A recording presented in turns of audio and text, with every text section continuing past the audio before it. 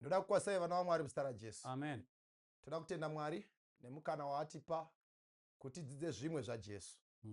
Ndoda kukokai kubhuku raAmos. Kwatichaverenga Amos chapter 5 verse ya 24. Iri iyo verse inovasunga musana wenyaya yedu. Asi kururamisa ngakuyerere semvura. Uye kururama sorwizi runongoramba ruchidira. Mwari vaise chikomborero pakuverenga kwezi ravo. Musoro wenyaya unotiko vanhu vane muridzi. Ngatinamatei. Baba vedu vanodikanwa, nobata ushe panyika nekumusoro kudenga. Tokutendai nekuti muri Mwari, tiri mabasa emaoko enyu.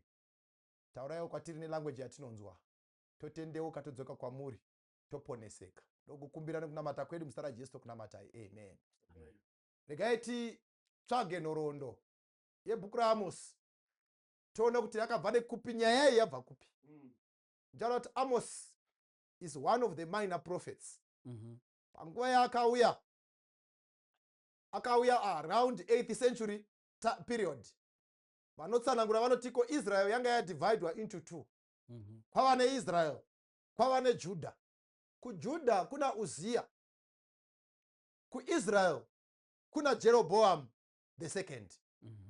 Vanotsanangura vanotiko Amos nationality yake wabva kwa Uzia ndobva auya kuJudha. Saka kuIsrael Amos kwanga achiparidza ari, he was a foreigner. Zvinhu zvava zvakamira sei panguva iyi? Nhoroondo inoti kwakuine political stability. Nemhaka yei vana Uzia vari kuJudha varume vehondo. Panguva yaUzia hakuna akamira pari. Kunonzi nations ese airwisana neJudha aikurirwa. Number one. Number two, panguva yaUzia kuJudha, economically zvinhu zviri kufamba. Aunza economic stability. Nemhaka yei ndiye mukomana akachera matrenches akatanga nyaya dzema-irrigation schemes. Kuno kwaIsrael kuna Jeroboam, muchinda wehondo. Haasi muchinda wokutamba naye. Saka Israel iri kuenjoya political stability and economic prosperity. Amos achisvika unotarisa ona zvinhu zvisina kumira zvakanaka. Nemhaka yei, number one, in as much as ufumi hwenyika hwahuripo, hwaienjoyewa navashoma. Azhinji varombo vaitsikirirwa. Vashoma ndo vaienjoya nekutsapfanya ufumi hwenyika. Kwete zvoga. Panguva iyi kaiverenga Amos chapter 4, madzimai evakuru airarama nhapitapi yeupenyu. Kunonzi kwainzi kukanzi mafunctions pakashayikwa waini, vaibvunza waini inoshayikwa sei varombo variko? Indai munotengesa varombo timwe tidhakwe. So vashoma lived a luxurious life at the expense of the poor. Varombo pavaishaya emiyu mudzimba dzavo, vapfumi vaitsapfanya. Amos unozvitarisa. Kwete zvega, vanhu vaiurayiwa zvisina tsarukano, zvisingatsananguriki. Corruption yanga yabata ushe. Kaverenga Amos chapter 8 verse ya 4. Inokuudzai kuti corruption yanga yabata ushe mukati menyika. Saka Amos anomira the social reform. Ndobva atarisana nesituation. Ndobva azivisa vanhu kuda kwaMwari musituation yakadaro. Church yanga iriko. Vanhu vaipinda church panguva iyi. But paipindwa church, dziyo dzaiimbwa, machechi achizara. But kutya kwaMwari kwakusimwa muchechi. So church yaibenefit mumatithes and offerings aiunzwa navanhu kuchechi. but the poor were neglected. Saka Mwari azvitarisa Amos anomira. Anotiko. Ma-ethics are collapse. Even though religion yaita flourish. Vanhu vawanda. Vanoenda kuchurch. But there is immorality. Mukati menyika. Ndobva atarisa issues of justice. Ndobva aona kuti nyaya dze-social justice and the social responsibility inova iyo a covenant obligation yaignowiwa. Nekuti the poor pamwe pacho vaitengeswa, munhu aiti achida mashandaki aigona kumachinjanisa nemurombo. Slavery yanga iripo.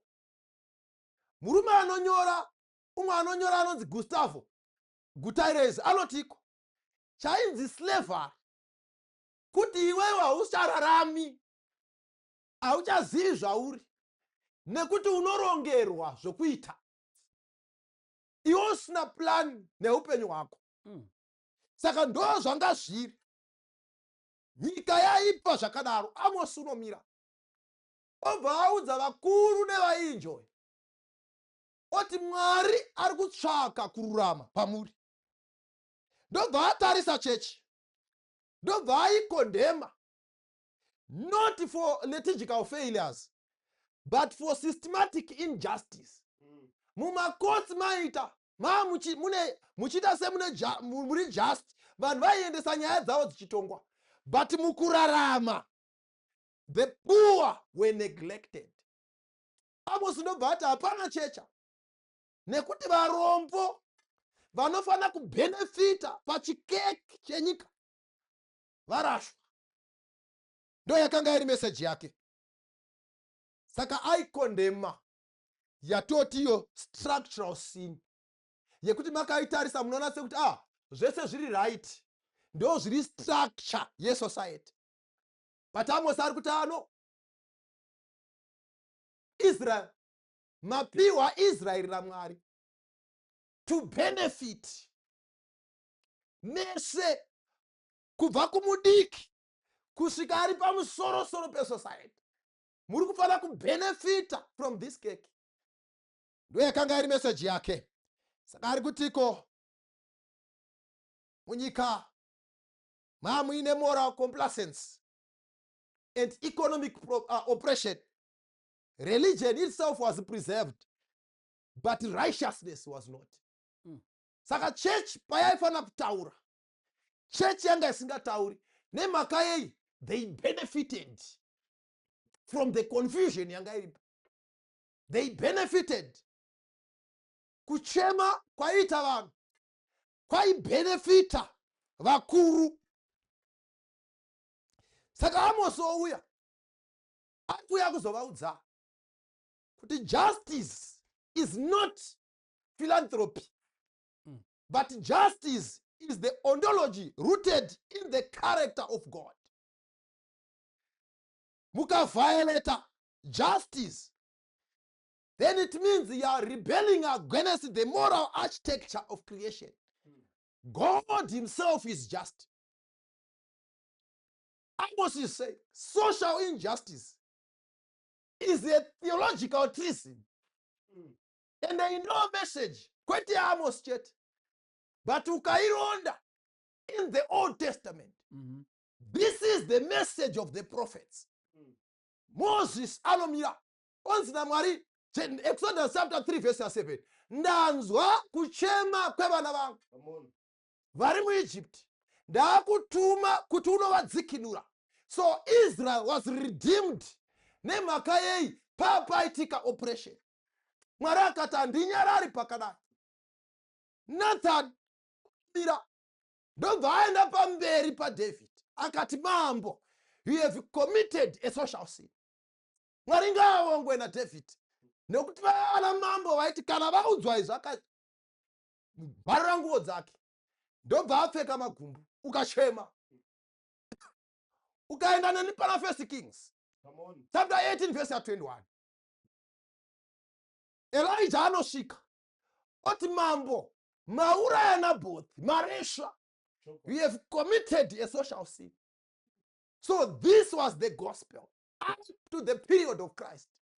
Ndapanouya Luke chapter 4 verse 16. Oti mweya washe uri pamusoro pangu wakandizodza kuti ndiparidze evhangeri nekusunungura vakatapwa. Vhangeri riparidzwe to those who were at the periphery of the society.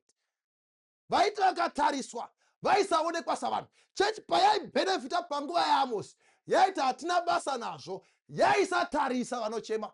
Yet it was the duty of the church to remind kings and leaders that there is a God in heaven. Muridzi wavanhu. Raifanira kunge riri basa rechurch to maintain checks and balances, to see if justice is maintained. Hatizasina kudaro panguva yaAmos. Saka Amos anouya omira. Vanhu vakashamisika vakati kouka mukomana akabva kupi? This young man is a foreigner. Panomira pachitaurwa vhangeri rekusunungurwa, vanhu vanotsvaka nzira dzekuramba vhangeri. Havatarisi vhangeri, vanotarisa waritakura. Saka vanomutarisa, what this young man is a foreigner. Vana vaMwari regai ndikudzei. Mwari ari kutsvaka kururama kwavanhu. Mwari ari kutsvaka kutritana sehama nehama. Mwari ari kutsvaka kugara pamwe chete murufaro. Mwari ari kutsvaka kuti titsvake mazano to end corruption for the benefit of everyone. Kuti pamire toda kutenda tine mukuru wenyika anotombomira achitaura kuti say no to corruption. Mwari ari kutsvaka vanhu vanomira vachitsanangura kuti let's end corruption. Nemhaka yei vanhu vakachema vanhu vane muridzi. Tiri kuenda mberi nemusoro wenyaya unoti vanhu vane muridzi. Tiri kuverenga pana Amos chapter 5 verse 21 kusvika paverse 24. Ndinovenga nokuzvidza mitambo yenyu. Handingatongofadzwi neungano dzenyu dzakatarwa. Zvirokwazvo kunyangwe mukandivigira zvipiriso zvenyu zvinopiswa nezvipiriso zveupfu, handingazvigamuchiri. Handingavi nehanya nezvipiriso zvenyu zvokuvonga zvezvipfuwo zvenyu zvakakodzwa. Bvisai pamberi pangu ruzha rwenziyo dzenyu, nokuti handidi kunzwa kurira kwembira dzenyu. Asi kururamisa ngakuyerere semvura, uye kururama sorwizi runongoramba ruchidira. Mwari aropafadze kuverengwa kweshoko rake. Apa ndepamwe mukati meshoko raMwari patinoona Mwari achiramba zvipo. Pamwe pacho ndepaanoti kana ukauya nechipo kutemberi ukarangarira kuti une daka nemunhu, siya, usandipa. Tanga wagadzirisana nemunhu wozouya wondipa chipo. Apa tiri kusangana naMwari zvakare ari kuti honai, you are going all out kugadzira machurch program. Muri kutiraya. Kana moimba munoimba mani. Kana mouya nezvipo ufu munoita zvose. When it's time to give, aiwa munoregedzera. But your good works are being cancelled out by your injustices. Zvakaipa zvamuri kuita zviri kudzima zvakanaka zvamuri kuita. Rituals are good, but they don't mean anything when divorced from good ethics. Mabasa akanaka anodiwa, asi haana zvaanoreva kana tiine udzvanyiriri hwatiri kuita mudzimba nemumara ino.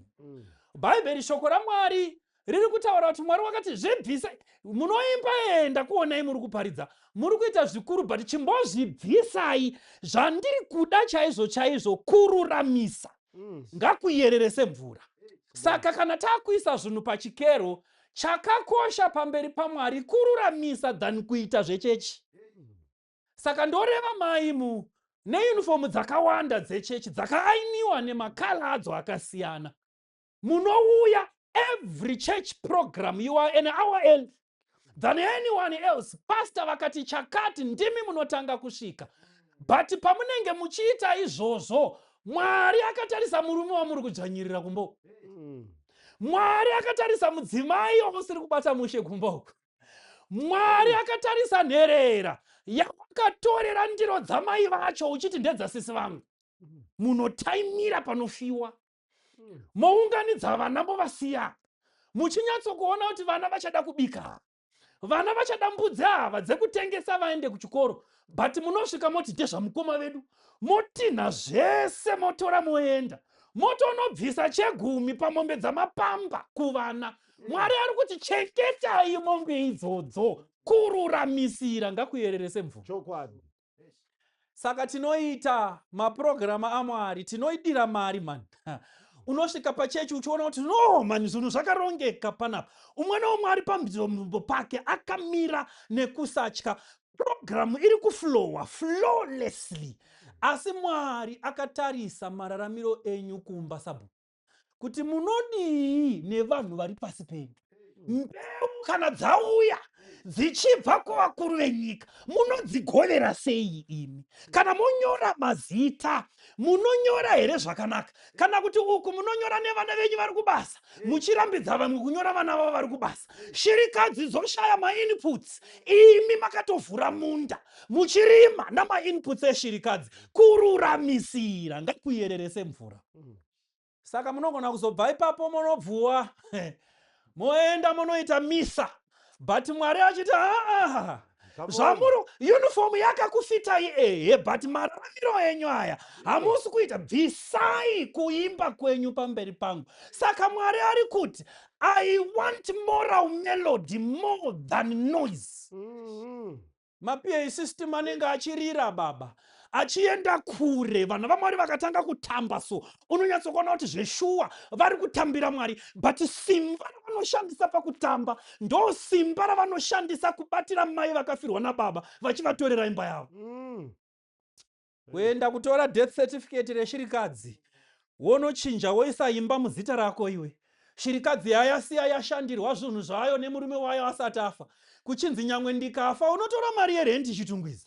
Worarama iwe. But imba iyoyo wakatenga vanotengwa muprocess jacho. Kusvika zvasvika title deed yamumaoko ako inoreva zita rako. Saka nyangwe shirikadzi iyi ikachema in the courts of law she has no voice. Nekuti title deed rine zita rako. Asi unoziva zvawakaita. Wakatozonoita testimony kuchechi kai. Toda kutenda Mwari from Norway. Ndakangoona ndalandlord. Hausanyepa kuti Norway. You know what you did. Bhaibheri riri kuti kururamisa ngakuyerere. Minda munayo yakawanda but imwe yacho makaitorera varidzi. Makaitorera varidzi. Saka Bhaibheri shoko raMwari riri kuti aiwa musanyanya kunetseka nekuda kundiitira basa inini. Aiwa garisanai zvakanaka. Ukaverenga Bhaibheri shoko raMwari, Jesu anonzi paanouya achati ibvai kwandiri imi vaiti vezvakaipa. But vanhu ava vari kuuya nezvipiriso zvinopiswa, vari kuuya nezveufu. But Mwari ari kuti handizvigamuchiri nemhaka yei the good is being cancelled out by the bad. Nemhaka yekuti Mwari akatarisa pakusaruramisira kuri muraini. Vana venyu vaviri imi mai vaviri. But dambudziko razoitika nderekuti umwe akabudirira kudarika umwe. Saka akabudirira nyangwe akadzvanyirira umwe. Asina kubudirira akauya kuzochema kwamurimi, munomuvhara muromo kuitira kuti muwane chikafu kuna akabudirira. Kururamisa ngakuyererese rwizi.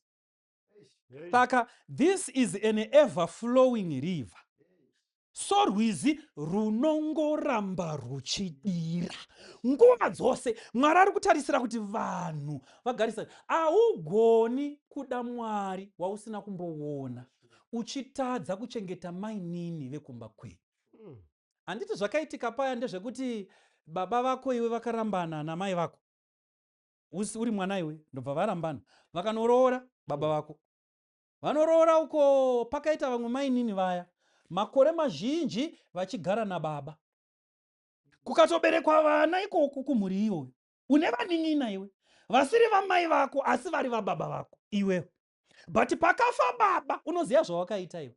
wakapa madeath certificate ukamatora ukanopa kuna mai vako, nekuti mai vari kuti ndiri kugwadziwa nezvakaita nababa vako. Saka vana ava vekumhuri iyi diki iyi, mhosva yavakapara kuberekwa vari kuifira nekutora birth certificate nechitupa havachakwanisi, because zvese zvababa vavo wakatora. Iwe semukomana mukuru, kururamisa ngakuyerere serwizi runongoramba ruchidira.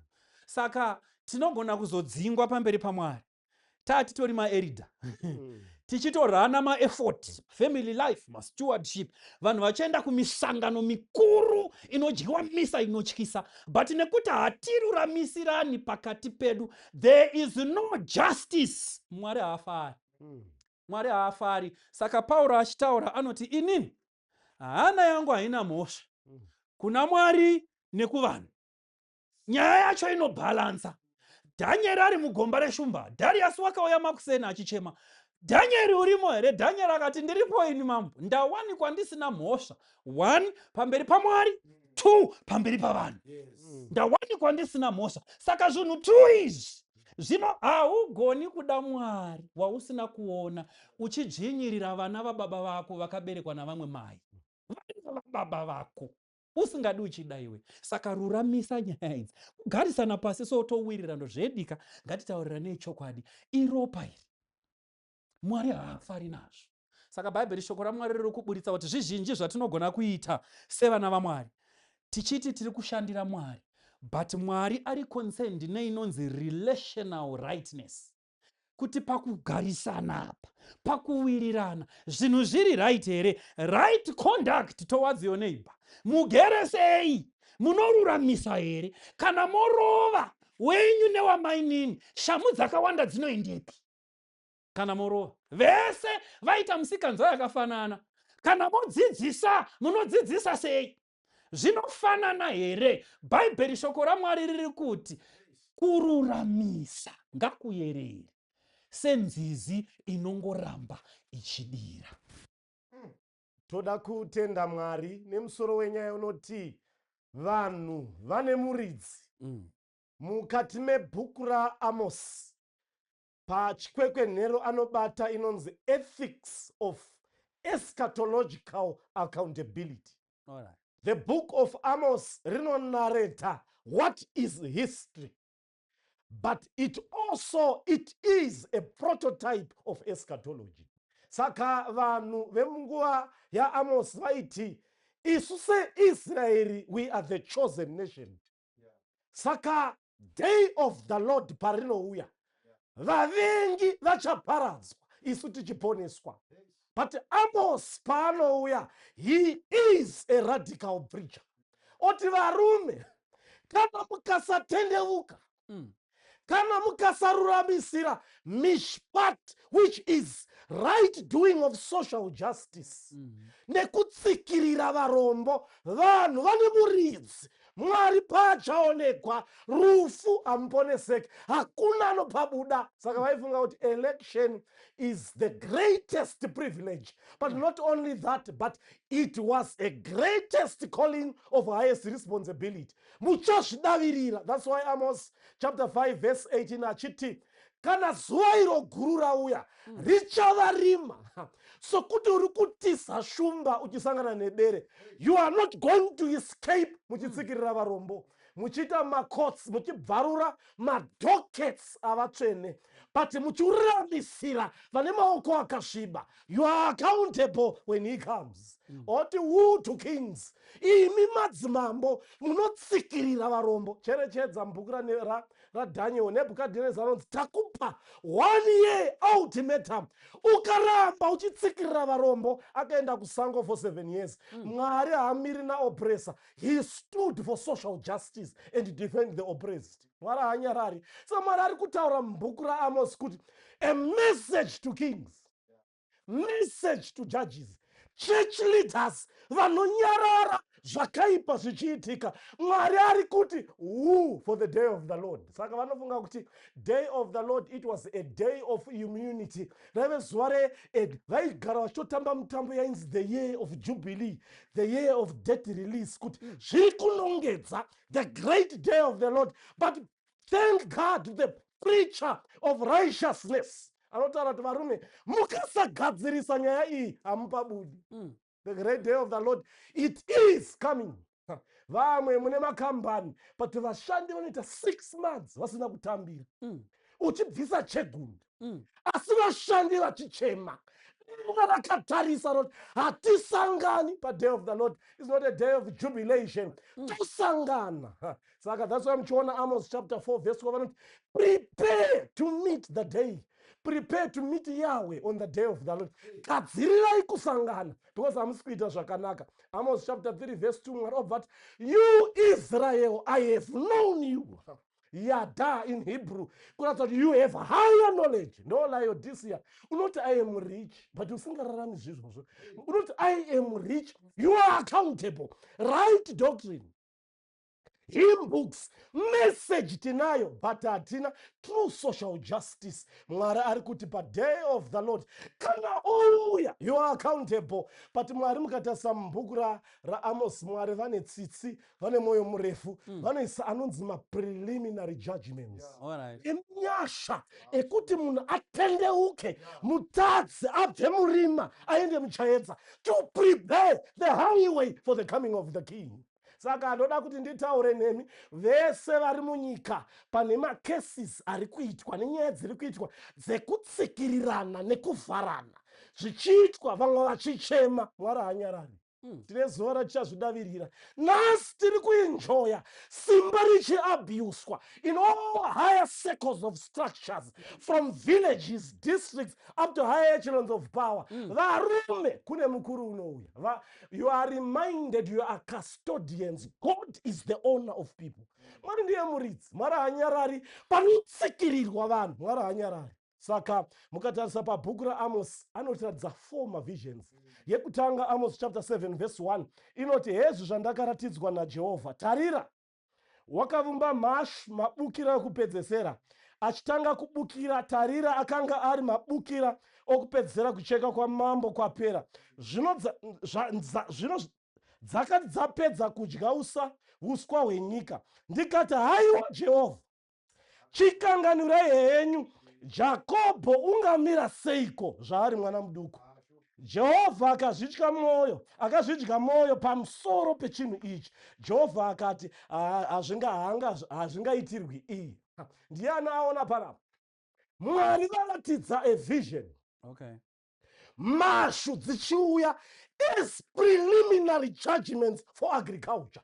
Agriculture yaimirira prosperity. Mwari vachiti ndakuparadza because social injustice chitema chakura. But there was an intercessor, Amos oti Mwari Jakobho mwana mudiki is too small, chimbomisai kuvharwa kwemutsa tendeuke. Mwari ari kuisa natural disasters, global earthquakes nekukura kwechitema. Madoors ari kuringa kuti varume gadzirisai nzira dzenyu because the day of Yahweh is approaching. Hana kudaro panoitika futi a vision of fire. Moto wakuda kubvira. Amos ano intercessor. Mwari Israeli muduku panyaya iyi.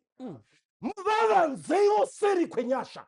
Mutsa uda kuvharwa. But denga riri kuisa preliminary judgments. Tendeukai vakomana. That's why vhangeri riri paTwitter, riri paFacebook, riri everywhere, richitaura into the holes nemakagara pamatafura. Mwari achitaura, amend your ways. Gadzirisai nzira because the day of the Lord is coming. Panokatarisa the next 2 visions yeplumb line inonzi ndakatora chinomeasure the wall. Ndameasure ndikaona the wall is crooked. But there was no intercessor. Mwari vakati kuna Amos zvakwana. The wall is crooked. Chii icho svikanguva. We are the wall. Everyone who is not into the line of social justice, Mwari achaita sei? Mwari achapunza midhuri. We are to be measured. Varume rutongo runouya. The line is to be done. That's why munyori achitaura achiti ndakaona zvigaro zvekudenga zvagadzwa. A judgment was set. Everyone shall appear. Hakuna Mwari kana zita remunhu richipinda anobvisa zvekuti doctor. Mr. Ningi anobvisa tichayerwa with the plumb line. That's why muchiona kuna Amos chapter 9 verse 1 na Revelation chapter 11 verse 1 zvinonzi ndakaona aritari ichivezwa ichiyerwa kukatangwa navatsvene. First Peter chapter 4 verse 27 verse 7 nobva ati kana rutongo ruchitanga muimba yaMwari. Saka ndoda kuuya kwemivaRevhi munobata zvipiriso paaritari asi mhaka dzeshirikadzi navarombo vachichema. You have no voice even to kings, even to the state of the nation. Chivi chichikwirira makaruma mafuta akakora but vhangeri risingatauri. Mwari oti ndine mhaka nemi. Prepare for the day of the Lord. The plumb line, Mwari wabvunza, how have engineers approved the war? Makanyarara sei mudhuri uchiondomoka wakamonyororoka. Judgment is coming. Saka mukabva apa pajudgment anoti ndakaona the vision of summer fruit. Ndikaona zhezha rasvika, michero yacho yasvika, zvikanzi yanga yasvika zvikanzi zvakwana. Ichasvika nguva yekuti vhangeri rakaparidzwa, vakaexercise, vakatendeuka, voti all characters are ripe. Saka ndo panopinda inonzi the principle of the cup of iniquity. Every decision has been fixed. Saka kune nguva inouya the day of the Lord. Varume gadzirisai nzara, gadzisai nzira dzenyu. Kana muri malandlords, uri iwe unobva kuhama, rega kutsikirira vanochema nezita rako.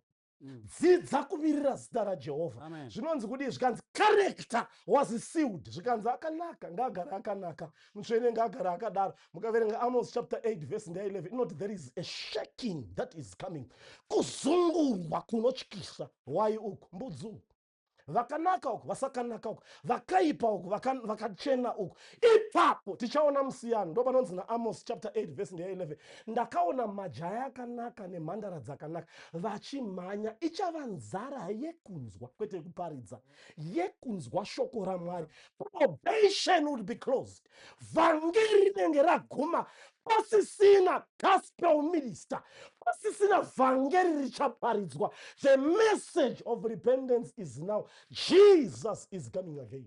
Ari kukasika kuuya. Saka zvinonzi ichashayikwa nguva. Ipapo mukaverenga mazuva aAmos zvinonzi kuneve ainzi Esia anoti mazuva iwayo inini ndanga ndisiri muprofita ini, ndandiri murimi wevhu. Vanhu vachachinja magoalpost when the day of the Lord shall come. Mandara dzakanaka namajaya akanaka vakanzwa the right message vachamhanya, but it will be too late. This is the message of Amos. It cuts across all classes, all ranks, nema positions. Vakomana, the day of the Lord is coming. Prepare your way sooner or later. Vandoda kutenda Mwari munguva yekuzungurwa vatsvene vachipepetwa. That's why mukaverenga Amos chapter 9 verse 9 Mwari anoti ndichapepeta imba yaIsraeri. Hatisviki tese tine maoko akasviba. Kuchasvika vatsvene vane maoko akachena. Ndo vakaindasisirwa naAmos achiti Mwari, Israeri mupfana muduku, mubirireiwo Mwari, musamuparadza, mupeiwo nguva yekugadzirira. There is a remnant ichachengeta chokwadi. Mwari obva kuna Amos chapter 5 verse 4 seek me and live, nditsvagei murarame. Saka mukaverenga Amos chapter 9 verse 11 to 14 anoti ndakashamisika ndikaona Israeri seinopera pakauya vaAsiria, but pakasara chipenga cherudzi rwekwaJesu. Zvinotiratidzei chero tese tikaita zvakaipa, kune vatsvene vari kuita zvakanaka, vachiri pakati pedu, vachiri kuita zvakanaka. Ivavo ndo vamisa kuti Mwari tambanudzaiwo nguva chemhomera yekuparadza Israeri. Mwari akatiparadza kare, but inyasha dzake. Varipo vanochema Mwari shuwa here, Mwari haanyarari. Kana Mwari akaburuka pana Exodus anotadza sei kuburuka? Kana Mwari akaburuka pana Elijah anonzi Ahab achisvika mumunda achingotarira Elijah pacho. Mwari with a certain message. We have a peculiar message to all nations, kings and every kindred. A message doesn't respect any man. Preach in humility, repent. Kana mukasatendeuka vakomana tosangana. Patoda kutenda kuti the book of Amos haingotauri pamusoro pejudgment, but it is judgment mixed with grace.